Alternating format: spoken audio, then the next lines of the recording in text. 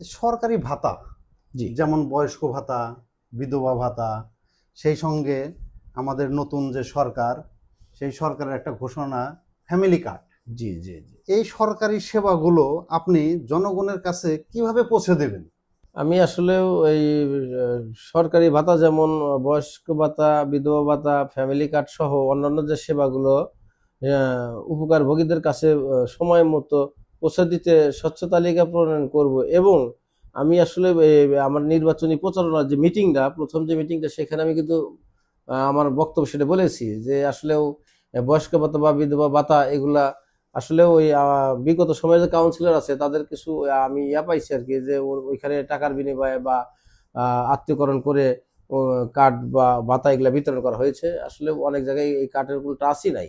তো আমি আসলে যদি কাউন্সিলর হতে পারি সেই ক্ষেত্রে ওই আমি একটা নিজে জরিপ করব বা আমার প্রতিনিধি দিয়ে আমি জরিপ করাবো।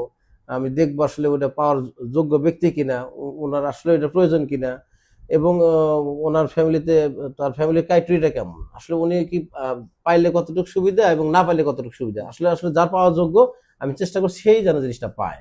জি জি, ধন্যবাদ।